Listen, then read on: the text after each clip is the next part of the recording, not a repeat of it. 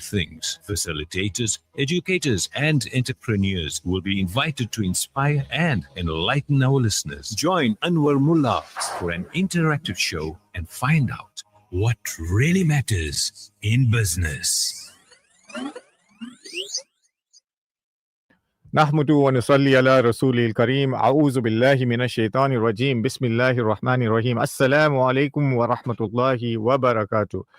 We on Business Matters tonight. It's always Tuesday night, 7:15, and it's Business Matters. Business Matters brought to you by the MINARA Chamber of Commerce. Tonight, we're concentrating on two finalists in the MINARA Business Awards. The awards evening coming up very shortly during the month of October. I think the last Friday in October. Eagerly awaiting that. Looking forward to being there. And the last few weeks, we've been interviewing some of the finalists in the various categories. We did the finalists in the women's category. We did the finalists in the young entrepreneurs category with ZIYAAD Parak as well. And tonight we are doing one of the finalists in the business person category, and her name is FATHIMA GANY. She's going to be joining us on air later on. She's the CEO of a company called KUNJALI Consulting. Eagerly wanting to interview her. An interesting story to tell. And in the studio with me, I have Mohammed ZIYAAD Khan, but he says nobody knows him as Mohammed ZIYAAD Khan. He's known as Mozi. So Mozi, assalamu alaikum and welcome to the studio. Alaikum salam. Thank you for having me. Nice to be here. Exciting to be nominated in the startup category. So Yes. tell me, who nominated you, or do you know who nominated you? Firstly, before we carry on, I must say I am nervous right now, so forgive me if I make any mistakes. No or problem. anything of that sort, but We're having a lovely casual chat. that's all. Mhm. Yeah. So, with regards to nominations, I have a feeling, but I might be wrong. So, shun suspicion. We'll leave Okay. it at that. So Mozi, your company is called RACKET Rescue. I believe you specialize in repairing paddle rackets. Well, just to let you know, I'm going to play paddle after this program is over, immediately from the studio, so we can relate to each another. Yes. We So when somebody gets highly upset and bangs that racket on the floor or knocks it against the glass, and then you have a crack in the racket, so you're the guy to come to. That's all. You just keep my number on hand. Just make sure nobody does it tonight. No. But, Nobody must break any rackets. no? Yeah, but we need that though. So yes, we do specialize in paddle racket repairs. That's where we kind of accidentally started, and from that we've now stemmed into customization of rackets, and we do something different where we help people change their rackets. If you got a corporate, you want to put your branding on it and stuff like that. That's what we actually now focusing on more than. Yeah, I was recently pleasantly surprised. I was at the paddle courts in Chiltern, and Tradeport had the annual supplier day, and every single participant, and I think there were about 100 of them, just over 100, they each got a paddle racket, and the paddle racket was branded with the branding. And one of the rules of the day was that you had to play with that branded racket, whether you liked it or not. Yeah. So yeah, lovely, well done. That racket was really nicely done, but I believe that was brought in from China, completely done like that, or somewhere else in the world. But that's the type of stuff you can do as well. If somebody's having a corporate day and they want the rackets branded, you can do that for them. 100%. That's something that we're actually bringing locally and doing it locally, because it's much faster. It's much more easier for me to source here, much more easier for me to manipulate and do what we need to for those rackets here in South Africa. So and you South can Africa. actually change the color of a racket. Of course, that's easy. Is it? Okay, Easy. great stuff. Okay. That's easy. Right, Anniversary gift coming up. You know who to call. Just give me. so when I'm upset with my racket, or I'm tired of my racket and I want a change of color, change of look, your racket's you're the only, guy to come to. your racket's the only thing we can change. Where is it? You can't change my playing. No. You can't improve my playing style. Well, I can give you something that would improve it. Okay. Coaching lessons, but Okay. Racket rescue. I mean, on a more serious note, how did this idea come about and got you to start the business? And how long ago was it? in true spectacular fashion of a startup, Racket Rescue has been running around for just over a year, but it hasn't been all roses and daisies. So what were you doing before Racket Rescue? So before Racket Rescue, we were in logistics, and Racket Rescue started by mistake. Okay, so tell us about this mistake. We were in a space where we were busy with logistics, and I think it was 2023, September 2023. I started playing paddle, loved it, and carried on playing from there. Came December, I bought my own racket, broke my racket, and at that time, we had just lost one of our biggest clients. Everything In the started- logistics sector. in logistics, and everything started dwindling. So running from pillar to post, trying to see what we're going to do, how we're going to progress, because as a father of three, You need an income. you need an income. Yeah. And thereafter, I started looking for what to do. Decided, okay, I'm going to go into water. Then my paddle racket broke. I said, fine. Now I'm going to try and fix it because I can't afford to buy a new one. And paddle rackets are not cheap. Exactly. Yeah. At that moment, I couldn't do anything. Checking YouTube, nothing. Checking online, nothing. And then I said, let me try. How hard can it be? Lo and behold, it flopped. Okay. Properly. Where it got to a stage where the whole frame cracked open, like the paddle racket, the whole frame cracked open. And these things are quite sensitive because they're made of carbon a lot of the time and things like that. Yeah. The guys phoned me, they said, let's go play. I said, guys, I can't exactly play. I don't have a racket. Then they said, okay, fine, we'll lend you one. I said, no, I'm not going to do this. I'm going to fix my racket. I'm somebody that finds solace in working with my hands. Right. And while working with it, I said, let me try it. Eventually, I got to a stage that was passable. You know, walked onto the court, started playing. Someone looked at me and said, what happened to your racket? I said, no, I fixed it. I said, I know it looks bad. I fixed it. Like, serious, you did this? I said, yes. I said, okay, here's my one. Can you please try it? So somebody else had a broken racket. Exactly. Right. And then he gave me his one. And then another person. And then another person. And this thing just started snowballing. It overtook every single thing that I was doing. It took up my time. It took up my patience. I used to sit till 2 a.m. doing something and just stop because I had to have some sleep. You'd get to a point where you're carrying on and working and working and working. And nobody realizes this, but that sort of concentration surpasses time. You don't know the essence of time. But you loved what you were doing. I loved it because for me, it's when the guy tells me, hey, you did my racket, it's fine. Yeah. I say, okay, cool. Next person, it's fine. Perfect. And then it just carried on from there. So in October 2024, I registered the company and put all my resources and everything into it and started working with it formally. You know what? This is for me, when you're sitting on that musalla, not knowing what to do is the true meaning of kun fayakun. You know, Be and it is. Be and it is. Yeah. You had no intention. Yeah. And by accident, this is where you are. Okay. So what turned out to be a bit of a disaster in that you broke your paddle racket, and I won't want to know who you hit while you were breaking it or what happened, but in breaking that paddle racket came an opportunity. So what was a misfortune became something very fortunate. 100%. It all comes with asking for forgiveness and you know, just and sincerity.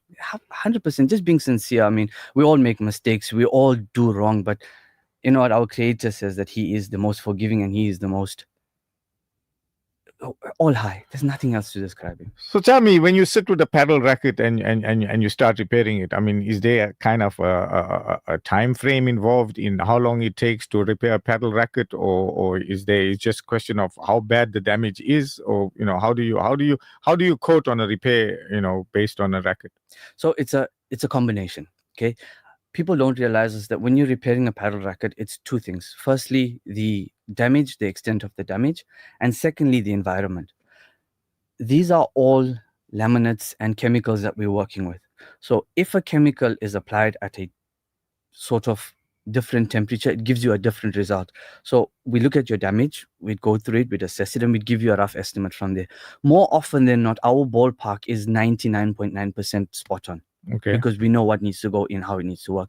And then from there, once we're doing our repairs with the rackets, it's basically just how can I say? It's sort of a knack. Once you get to it, you figure the knack out.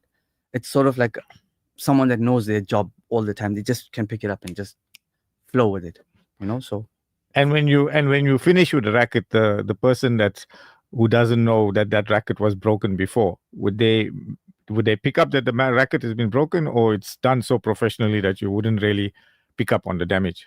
Just like going for a surgery, you're left with a little scar. Right. It's not very noticeable because you have sort of this treatments that cover it up and makes it sort of invisible.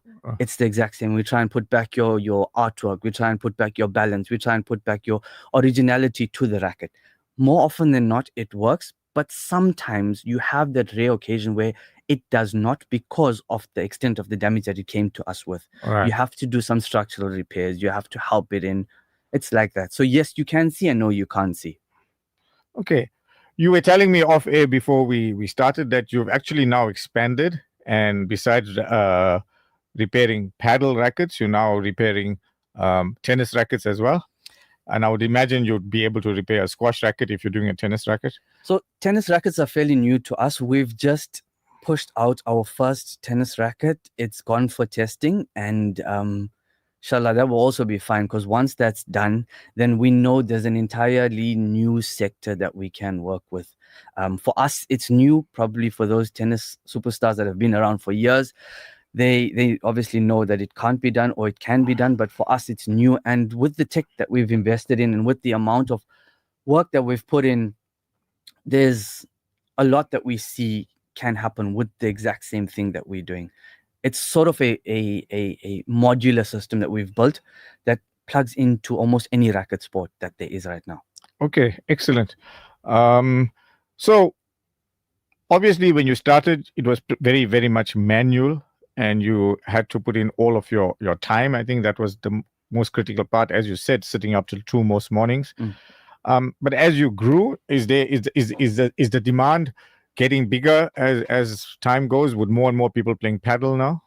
Alhamdulillah, it's at a stage where we now have to limit how we function with people, because the capacity in which it's there and approaching us with can't be just grabbed. We've got to limit it, and we've got to channel it in. So basically, when you say growth, yes, growth is there. And when you say influx is mad. It's alhamdulillah very, very, very, it's nice. So tell us about some of the challenges you faced in the early days and how you overcame them. Firstly is, paddle, okay? And paddle players. Personally, you can relate to this. When you speak to a paddle player and he says his racket is broken, in his mind, that is not back to normal ever again. Okay. And we had to prove that to people that it is fine. Okay. Whether you look at so we've had the privilege of working with almost all the top names in the country. We've had the privilege of working with some of the number one players here and doing stuff for them, and they coming back to us, tell us, well done. That convincing was the hardest part. Okay. Convincing not only players that it can work, convincing myself that it's something that can work, convincing those around me that this is something to look to, and convincing the broader paddle community to say that these things here don't need to necessarily get thrown away. Okay. There has been something found that can help rejuvenate it and make it better. And in your 1.5 years of experience, you've been quite innovative, and that's what we love. Has there been is there competition in the same field? Have you come across competition? In KZN, I'm talking about. There isn't. I without being that guy, I'd like to say that we don't consider any competition that's there, because we try to innovate. We try to be some people that go far and beyond what we're doing. For example, our services are not limited to South Africa. Our services have been utilized from the UK, the UAE, Saudi. I have clients from Morocco, Namibia, Botswana, Zimbabwe, Zambia, Okay. Kenya. So those are the current places that rackets come to us from. And the furthest is obviously being the UK. The guy flew his racket down to us. We got his racket repaired, and now currently we're waiting for it to go back to him. And that to me has been one of the highlights of a small business. Okay, so when you started initially, and we're kind of running out of time already, when you started initially, you were very much, I would term, a manual operation. Has it become more automated with time? 100%. Inshallah, soon we'll be rolling out fully automated systems where you do not need much human interaction besides logging something and getting your rackets repaired. Those are the only two interactions that you need. But other than that, it's going to be fully automated. And I'm talking about the actual repair process. Actual repair processes, no.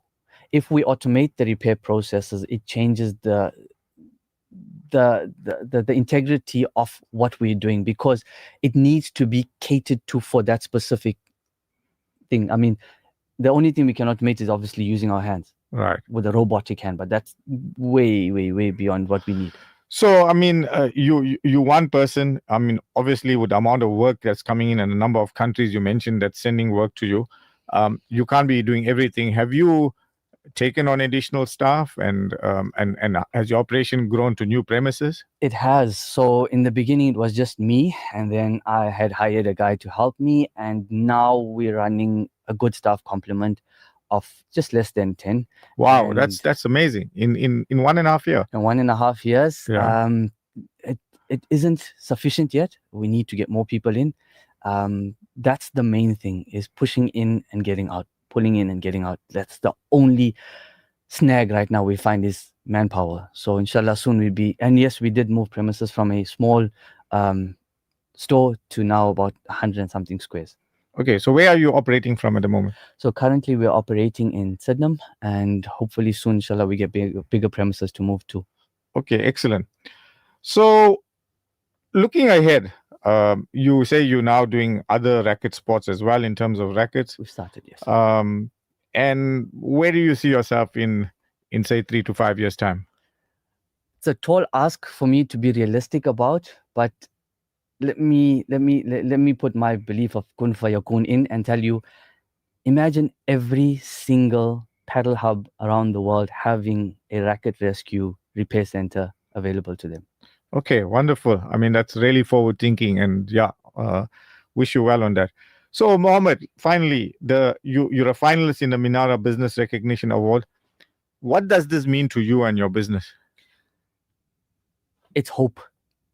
Hope to say that don't ever despair when something goes wrong. You got to see yourself. For me personally, it's recognition to say all those late nights, all those times you sat up and you told the kids go to sleep because you're busy with something. It's small things like that that make you smile, to say, you know, look, this is where I'm at. And the kids will say, my dad is going on there. You know, my dad is going to be on radio. Little do they know that that small thing makes you smile. Mm. And this finalist nomination for me gave them that smile, to say my dad's going on radio, he's going on TV. I was on TV last week. And so it's those things. So it's not about anything else besides you making them proud more than anything else. Yes, making them proud indeed. And inshallah, we'll see you in a not very distant future in one of the bigger categories, like the business person category. We're going to be talking to FATHIMA GANY.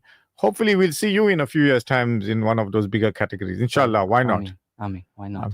Mohammed, lovely chatting to you. I know where to come to now if I get upset on the court and bang my racket. I hope you didn't have any doubt in the first place. No. So I have to test you with one of my rackets as soon as they're broken. Send it. I must relate a story to you. My daughter actually broke her nose on the paddle court. So I don't repair that. You don't repair that. I know. She had to go to ENT, Dr. Mohammed Tander. But anyhow, she was playing with somebody, and there was a swing of the racket from the other person completely by mistake. And next thing, banged her on the nose, broken nose, and had to go for operation. Quick question. Yeah. Is the other racket fine? The other racket's absolutely fine. Yeah. Thanks. Yeah. But we know where we need to come to when we need to repair it. But yeah, accidents happen. They do. And the accidents that I've been seeing lately is more of haphazardness, not, people not knowing what to do, because people break their legs, hands, feet. But well, when you talk to some of the doctors, I mean, my other daughter's a biokinetist, and she's saying the amount of paddle injuries they're seeing. The orthopedics will tell you about the amount of paddle injuries they're seeing. So, but I think it boils down to sometimes people have to be realistic. If you can't reach the ball, you can't reach the ball. Don't go for it. Leave it. But also people don't warm up properly. They don't stretch properly. and they want to come onto the court and be like heroes, and then you end up Don't getting forget injured. the emotions. So anyway, I love the sport. I know you do as well. I do. So alhamdulillah. So Mohammed, Jazakallah once again. I think we're going to stop for the Isha Azan and a bit of an ad break, and then after that we're going to be talking to Fathima Gani about KUNJALI Consulting. Radio Al-Ansar. This Azan is sponsored for the Isale Sawab of Marhum Muhammad Farooq Latib and all Marhumeen. May Allah subhanahu wa ta'ala grant them the highest abode in Jannah. Ameen. أعزائي المستمعين، حان الآن موعد أذان العشاء لمدينة دربن وما حولها. الله أكبر الله أكبر الله أكبر الله أكبر أشهد أن لا إله إلا الله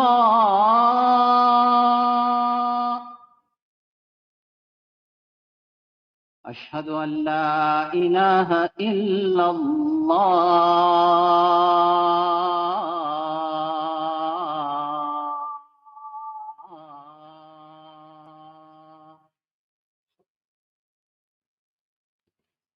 أشهد أن محمدًا رسول الله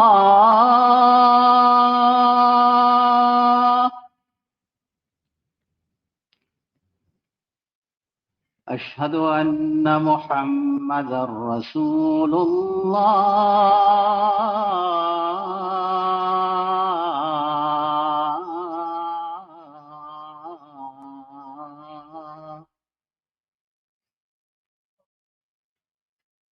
حي على الصلاة حي على الصلاة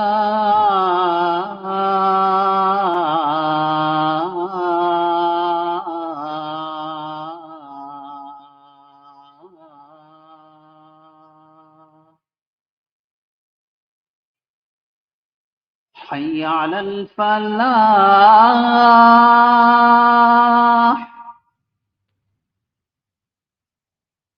حي على الفلاح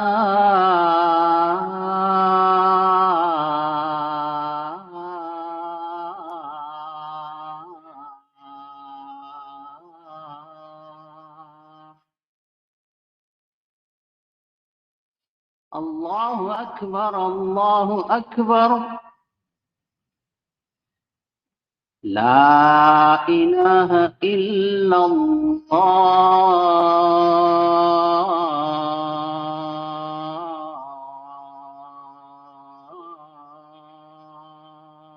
اللهم رب هذه الدعوة التامة والصلاة القائمة آت محمدا الوسيلة والفضيلة والدرجة الرفيعة وابعثه مقاما محمودا الذي وعدته وارزقنا شفاعته يوم القيامة إنك لا تخلف الميعاد. This dua brought to you by Simplex Radio, South Africa's leading retailer of appliances, car sound and home theater systems. Having a clean, comfortable home is every homeowner's pride. That's why Khan's Chemicals have developed and manufactured prime yet affordable quality household brands Starlight, Miracle Mum, Exterminate and Angie to care for your home and family. With a wide range of fabric softeners, dishwashing liquids, bleachers and all-purpose cleaners, pine gels, bubble baths and much more, Khan's Chemicals ensures your home remains our number one priority. For sales and other inquiries, call 011 933 4021. Khan's Chemicals, cleaning your home the way you want. At this time of trial and worry, the blessings of charity are the ideal means to avoid calamity and despair. The Al-Imdad Foundation gives you the opportunity to sponsor a share in a borehole in South Africa for just 1,000 Rand and provide what the Holy Prophet peace be upon him, called the best form of charity. Donate online at alimdad.com or call 0861 786 243 for more information. Your perfect companion, Radio Al Ansar. Business Matters. The title suggests many things. Okay. The important issue is Bismillahir Rahmanir Rahim. Assalamu alaikum wa rahmatullahi wa barakatuh. If you've just joined us, you on the Business Matters program on Radio Al Ansar, the Business Matters program brought to you by the MINARA Chamber of Commerce. Speaking of the MINARA Chamber of Commerce, we are busy interviewing and have been doing for the last few weeks all the finalists for the various categories for the MINARA Awards evening, and very exciting evening that's coming up the last Friday in the month of October at the NMJ Center. And we have a finalist in the business person category with us tonight. And her name is FATHIMA GANY. She's a CEO of a company called KUNJALI Consulting. So assalamu alaikum, Fatima, and welcome to Radio Al Ansar. Wa alaikum salam, and thank you very much for having me. Fatima, where are you joining us from? From Johannesburg. Okay. Fatima, KUNJALI Consulting is a name that's not very well known in the KZN area. So tell us a little bit about KUNJALI Consulting and your early days, your startup days. Well, when people tell me it's not a well-known name, then I take it as a compliment because it's not supposed to be a well-known name based on what I do. So I'm a turnaround specialist. I'm a chartered accountant by profession. And I spent the early days of my career, really 20 years or so, just predominantly working in distressed organizations as a turnaround specialist.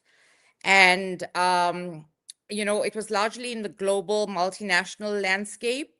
And, you know, you bring it back to home and you think, you know, I had this realization that businesses who actually need a turnaround, your distressed businesses, they cannot afford my type of skill set, particularly on a permanent basis. And I thought, you know, let's create something where you could have a value proposition and people can afford you as they can afford you, you know, so you're not there and you're not a sunk cost in their business.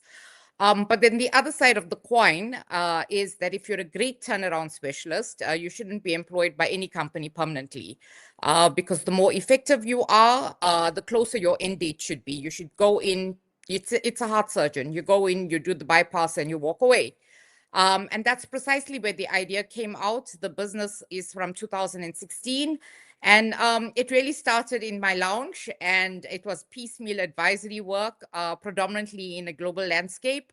But now it's a fully fledged business where we do end-to-end root causes of distressed businesses. And the aim is to really leave you in any of our clients as a sustainable organization. So, you know, that's the whole idea is we just don't root cause. We come in, we fix, and we make sure that it's a permanent solution. Okay, so qualified as a chartered accountant. Obviously, you would have worked for and served your articles with you know, some of the bigger companies, and then going into this specialized space of consultancy work, and especially consultancy work with companies that are in distress. So what inspired you to kind of go down this route rather than, you know, as a chartered accountant, there's so many other fields that you could have followed. But you chose this, and where did the inspiration come from? So you are right. I qualified through Ernst & Young, and I'm very blessed, and I thank Allah for that. Is that you know, when you work for global companies, for example, I was an IFRS expert before other CAs in South Africa were IFRS experts. Because at that time I worked for a French organization. So, you know, being in a very global landscape, it puts you ahead of the curve. And so, you know, I'm very thankful for that. And the inspiration really came and the business really took off, you know, after while it was, you know, from inception since 2016, the business really took off, you know, post-COVID, and some things happened for a reason, and there's silver linings to everything. but the business really took off in a South African landscape in a country which required this. When you go onto the hit list and CPIC and you look at the number of businesses that are in business rescue, I'm not a business rescue practitioner myself, but I've overseen now 4 business rescues in my career. So really, it's an oversight of business rescuers. And then when you think about state capture, I was hired as a non-executive director to Eskom and predominantly to look at Zondo's recommendations and how we implement Zondo's recommendations. So really, I chair the Audit, Risk and Governance Committee there. There's some professional roles that I play via KUNJALI Consulting, but the consulting practice is really looking at distressed businesses. And really, the focus and the takeoff has been from doing valuations and feasibility studies. The focus then just changed to ethics, governance, transformation, high performance cultures. How do we root cause, follow the money? And that's why I don't like it when people know who's KUNJALI Consulting, because if you know us, then you shouldn't be. So our value proposition is very, very bespoke. Yeah, I mean, you hit the nail on the head by saying that the South Africa's business environment has seen major changes in recent years. Not to talk about the COVID impact, and also in KZN the impact of the looting, which had a major impact on many companies here. So, can you tell us about some of the challenges you face as a business leader, and how have you adapted to keep your company relevant and resilient during this process? I don't want to take over your interview, but I'm going to just touch on the South African landscape first. You spoke about the South African landscape really changing and the business landscape. But I think, let's first just step back and look at it holistically, and you want to understand where my passion comes from, and then we can bring it back to business. So South Africa in itself has had major changes, and you touched on the looting, and we spoke about state capture. And unfortunately, we're no longer an ethical society overall. South Africans have become immune to fraud and corruption, and we've lost our duty of care to each other. And, I find myself on a daily basis telling people we have a responsibility to create unemployment. The fact that we have matriculants or university graduates who are unemployed, and it's educated professionals who will stare back at me absolutely blankly. Or that we think that it's okay that our children, who are the future of South Africa, barely live on one decent meal a day. And so when you paint that type of landscape of this is the country that we're living in, the foundation to fixing this is economic growth. That could fix your problems.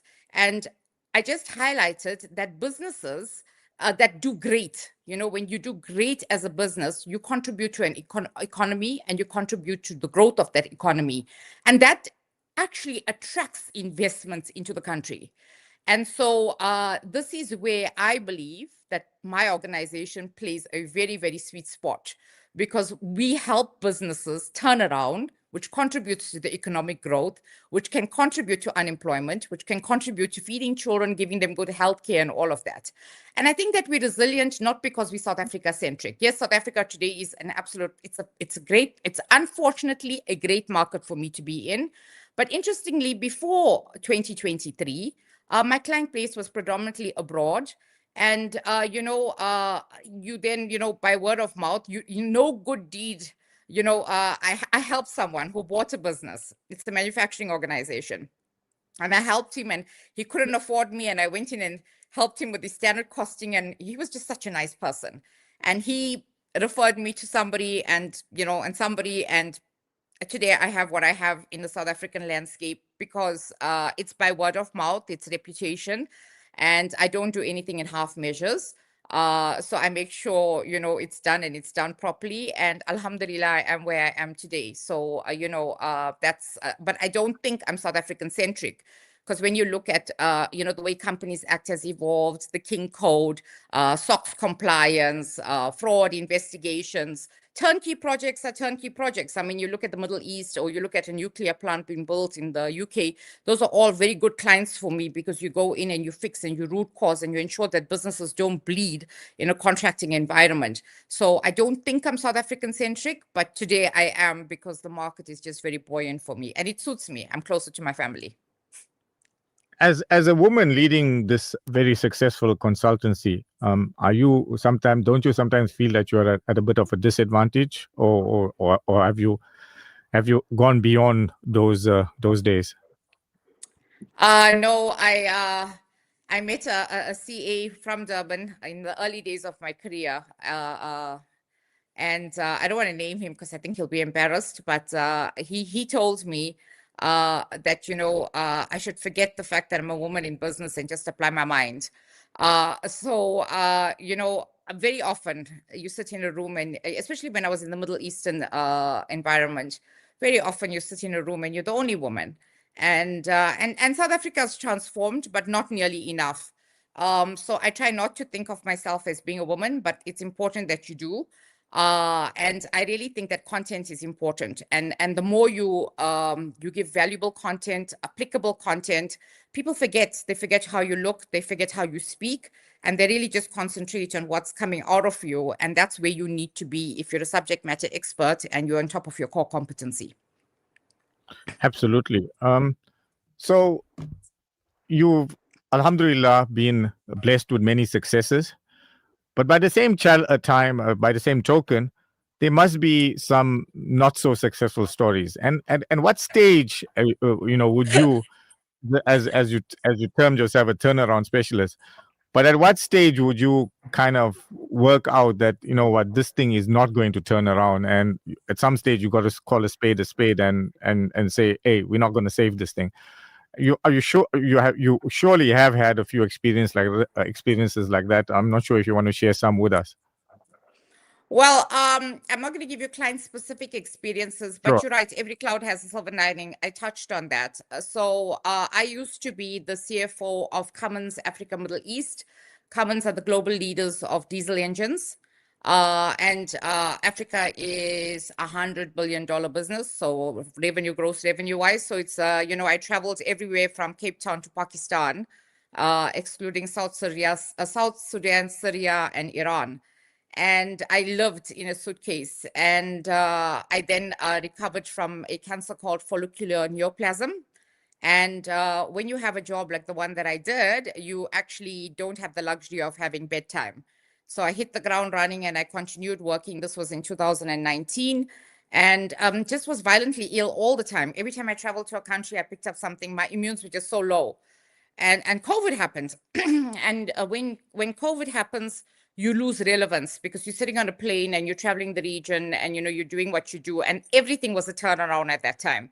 It was one of those organizations that you needed to break even, because it wasn't breaking even though it was a very healthy revenue organization. And then you get retrenched and you sit at home. I just bought my very nice house in Sandton at the time, and you're sitting there thinking, oh Allah, what am I going to do?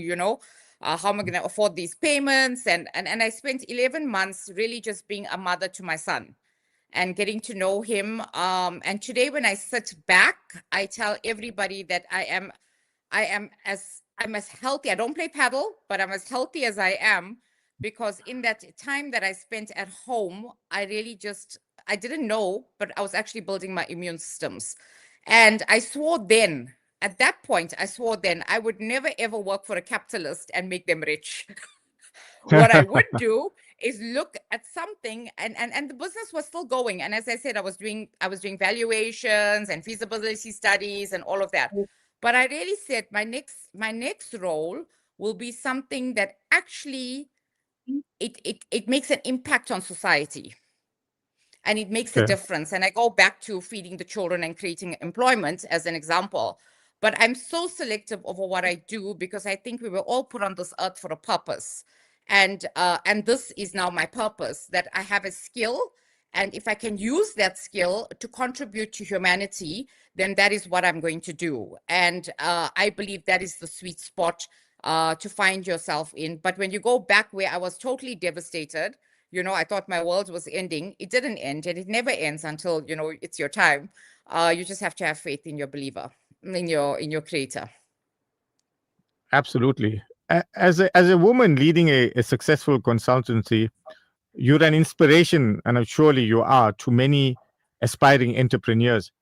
What advice would you give to young women who want to follow a similar path to yourself? Okay, so I now have a time limit, so I'm going to be very brief. Number one is be a woman. I don't know why women want to give up their femininity and what makes us unique in order to fit into the corporate world. So just be who you are and be your individual self. You should not have to give up anything in order to thrive. So the way you look, if you're a hijabi, be a hijabi. Your faith, don't compromise your faith or your value system. And we do play multiple roles. I alluded to the fact that I'm a mom. But whether you're a wife, a mother, a daughter, everything is equally important. But on any day, the ranking of importance, something will take priority on that day. So for me, it's important that holistically you achieve the balance through integration and you surround yourself with an exceptional support structure, because you're going to need that support structure, particularly if you have a family. It takes a village to raise a child.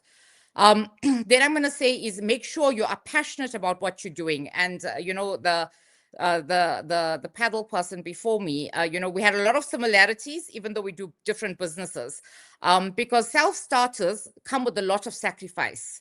So if I am working until 3 a.m. with 2 hours of sleep, I'm actually thriving because I'm executing on my purpose. So make sure you are very passionate about what you're doing. And my last point, which I would, say to anyone, is empower your sisters. Lastly, empower your sisters, create opportunities for one another. It's not a competitive environment. But at the same time, do not push out your brothers. Because when you talk about economic growth, with growth, there's enough space for everyone to play, and so, a lot of time people think women empowerment is about women taking men's jobs. No, it's about creating enough growth so that all of us can, have our Rosie. And, my advocates in my career were predominantly all men who believed in me and understood my value proposition. And I'm very grateful for that. But that would predominantly be my advice to women who want to be entrepreneurs, who want to go into the corporate world, who want to take a challenge, because the role that I do is very, very challenging and very controversial. Well, you've indeed done it very, very successfully. So looking ahead, what's next for Kunjali? Are there any exciting projects that you're working on and anything that you can share with us? So I'm very selective about the work that I take. It must be impactful. I'm also selective on the organizations that I bring aboard, because it's not just about the numbers or about business processes. And, it's about the culture of the organization and how do you hand over people who can execute in an ethical, high performance culture. So bottoms up, your staff need to do the right thing, but top down, you need to subscribe to it, right? So it's about setting the direction. So if I come across a CEO or an owner of a business who tells you the story but doesn't subscribe to it, the mission, vision, and values are on the wall, but you're not walking it in your passageways, I don't take you on as my client. So I still would like to have the luxury of that being that selectful. And I for me is there's a healthy pipeline. And again, it will always be roles where I think that we could make a great impact on people's lives differently, because our value proposition or, our sweet spot is very different. But I would want to continue in the South African landscape for a while longer. I don't think we're out of the woods. I think that, when you think about behavioral issues, we look at large SOEs or large blue chip companies. But really, when you start going into the medium companies, the enablers, and you look at staff and the wide-based staff, and how do you change those type of behaviors, it's a longer job. So the wheels are in motion, but we're not at the end game as yet. Fatima, we find many companies in South Africa at the moment, it's a challenging environment, as you've also alluded to. But you find many companies that are bleeding at the moment, and they carry on a month-to-month basis and kind of hope that things will change. Just wishing for something different to happen, but just doing the same things and hoping for a different result. Now, from your perspective, being very successful in the consultancy space, what would you do coming in to make that difference?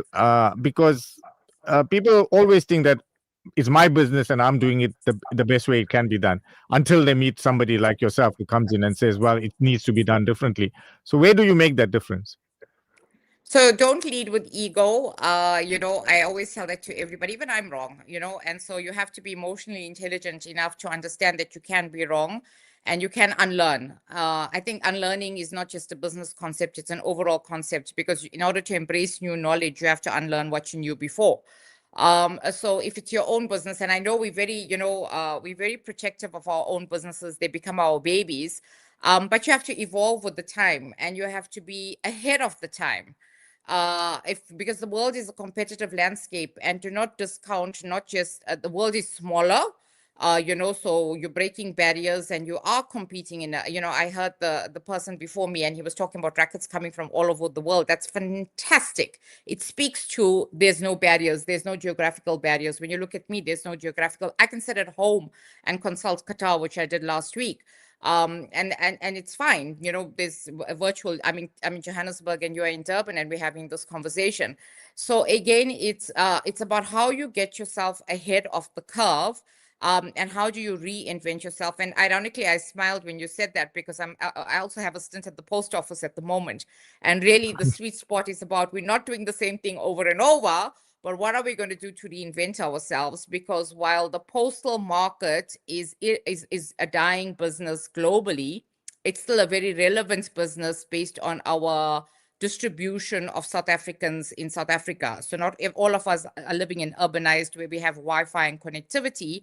You have people who are very dependent on receiving a mail or getting their statement or going and collecting their grants. But that's not going to sustain you. So what do you do differently in that landscape while keeping your core business, because it's relevant, but how do you reinvent yourself? And those are those are the daily debates. But then getting your staff on the journey with you, who've worked there for 30 years and it's their livelihoods and they know what they know. So how do you reinvent and reskill and upskill your staff? Because again, it's unemployment. So you want to keep them employed, but they need to be, embracing the change. Those are the everyday challenges. And if you ask me if I ever gave up on the business, the fact that I'm at the post office should tell you that, I'm one of those people that just, I will try and try and try. I don't believe failure for me is not an option. Okay. Kunjali Consulting, some perspective on size, how many staff? So I don't keep many permanent staff. I've just got a support staff. Because it's assignment specific. So it all depends on assignment. I also am very selective over who I bring on board. So we work on a subcontracting environment. But I know subject matter, based on what you do, subject matter experts. So if you need a cyber expert, and cyber is the new buzzword in the business world. So if you need a cyber expert, I have, those subject matter experts. But Kunjali, the reality is it's my business. I'm not a blue chip. I'm not an Ernst & Young. I can't afford that on my payroll. So I bring on people based on what type of work I have in my pipeline. But I've got a good reference list of good sub-consultants that I would use, that I know I could go to war with them, because it's a reputational business. Absolutely. Fatima, last question before I let you go. What does being a finalist in the MINARA Business Recognition Awards mean to you and your team? So for me, I'm grateful for the recognition, but more importantly, I hope that the exposure drives a message. The message of Kunjali's value proposition of how each and every one of us can play a role. Each and every one of us can play a role, whether large, whether small, collectively in transforming business. And therefore, the spiraling effect is that it will have in transforming South Africa and its economic growth. And really, we should be, when you do that, you should always have in mind that no child should ever go to bed hungry. And I leave you with that thought. Okay, Fatima, looking forward to meeting you at the awards evening. And interacting with you, and wishing you everything of the very best on the evening itself. So yeah, well done. Just being recognized in itself, you're a winner already. But well done to Kunjali and yourself, and inshallah, wishing you much success in the future. Jazakallah, and everybody have a very good evening. Shukran. That's it from the team and from me tonight for the MINARA Business Awards interviews that we're doing. It's the MINARA Awards that's coming up in like 2 weeks' time. And we had Fathima Gani from Kunjali and Mozi Khan from Racket Rescue tonight. And inshallah, we'll have 2 more guests next week regarding the awards. With that, from me, I'm off to my paddle match, and it's wassalamu alaikum wa rahmatullahi wa barakatuh. Every week, Business Matters will delve into aspects of business that impact our lives. We will seek out extraordinary and ordinary people who have done extraordinary things. Facilitators, educators, and entrepreneurs will be invited to inspire and enlighten our listeners. Join Anwar Moolla for an interactive show and find out what really matters in business. Craving for an easy, spicy and delicious meal made in minutes? Introducing Easy Mee Goreng, Korean-style instant noodles from Noodle King. This delicious, flavorful noodles is ready in minutes with a kick in every bite. Get your pack of Easy Mee Goreng at a retail store near you. Noodle King also boasts a whole variety of other delicious pantry must-haves. Look out for our brands at your favorite retail stores. Gift of the Needy team is working hands-on in Gaza to distribute aid in this time of crisis. Donate your zakah now to our brothers and sisters in Palestine who are in dire need. Standard Bank, Gift of the Needy account 27232764. Donate online on www.giftoftheneedy.com. Call us on 031 2713 102. Gift of the Needy, bringing ease to those in need.